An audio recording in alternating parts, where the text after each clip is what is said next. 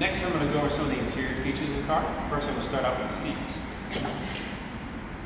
So on the driver's side seat only, underneath the center of the seat, there's a latch that you can make the seat go forward or backwards so you can make the car fit for you. It's only adjustable on the driver's side, not the passenger side. Of course, you got the safety belt here as well. Like most cars, just pull it across and lock it in. Of course, I can adjust the seat. The steering wheel is not adjustable. All right, the seats also have an inflatable lumbar support. On the driver's side, it's right next to the seat. You can just pump it up. It inflates the middle center of the back of the seat. And then there's a button, you probably can't see it here, but just right underneath the pump. You can push and it'll release the pressure. On the passenger side, it's right next to the underneath of the seat.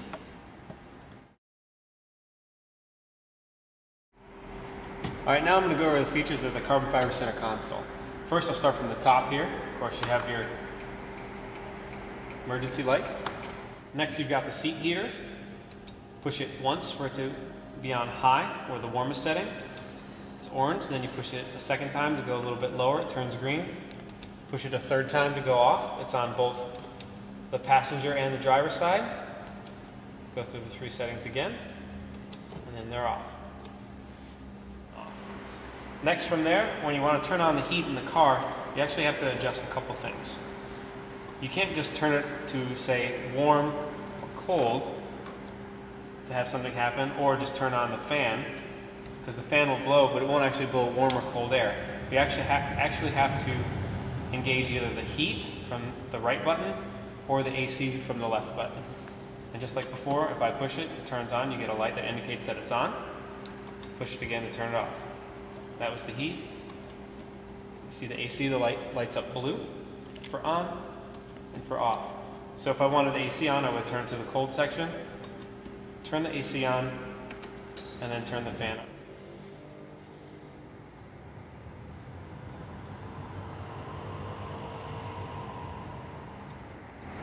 And if I wanted the heat on, same thing.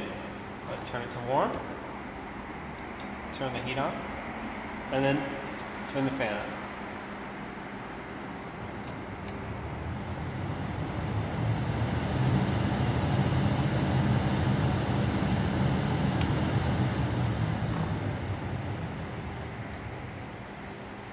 Also, if I wanted to recirculate the air in the car, same thing, there's the recirculate button right there. Light turns on to indicate that it's on. And of course, I can turn it off as well.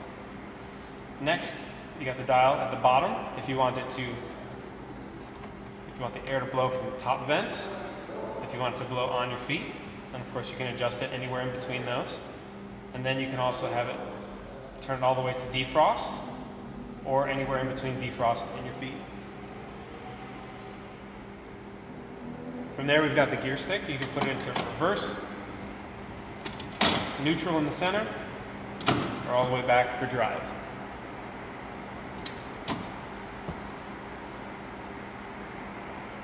The final button at the bottom is traction control, or TC. If you push the button, it actually doesn't do anything. You actually have to push and hold the button for about 5 seconds. If you do that, then you'll see TC on the dash.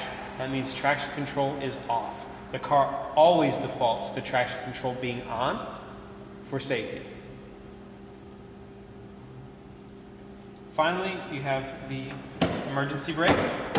Just like most cars, you push it, you can pull it straight back to lock it, or you push the button to disengage. And that's the center console. Alright, next I'll talk about storage. Inside the car, there's 3 different places you can store stuff. There's one over here on the right. There's the trinket tray here in the center, the aluminum tray. And then underneath, the center console right here. Alright, also down here in the storage area for the center console, you've got your 12 volt, so if you want to plug something in. And also there's the iPod adapter, so you can plug your iPod in and it'll connect with the stereo in the car.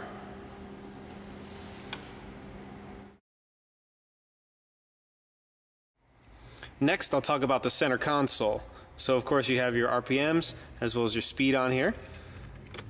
You can see everything light up there. And if I turn on the lights, You see that everything lights up. So another unique feature of the dash here is the digital readout. You see on here, it tells us information like how much charge is left in the vehicle, how many amps the car is using, as well as how many miles we've gone. Of course, I can cycle through and get different information. So now here's our trip.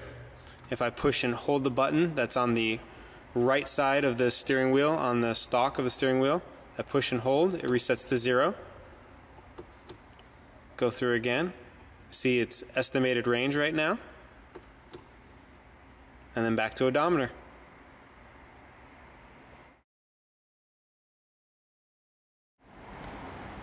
Next, you've got the steering wheel. On the steering wheel, if you wanted to honk the horn, it's not in the center. That's where the airbag is. They're actually on the sides right here. You might not be able to see them, but there are small images of horns on each side. Next, on the left stalk, you've got the turn signals. Turn on the right turn signal. Down for the left turn signal. Center is off. For a quick flash of the high beams, pull back. And for high beams to be on, push forward. Next, pretty normal like any car, you've got your windshield wipers as well as fluid. If you pulled straight back, you would get windshield wiper fluid put up onto the windshield. If I just push up once, it gives a quick sweep of the window. If you go up to the first setting, it's low or intermittent. And if I go up from that, it goes on and then high.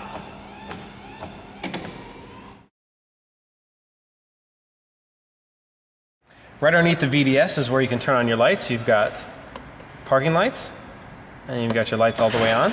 Then there's the trunk release button, and then you've got the adjustment for the interior, the light on the interior gauges.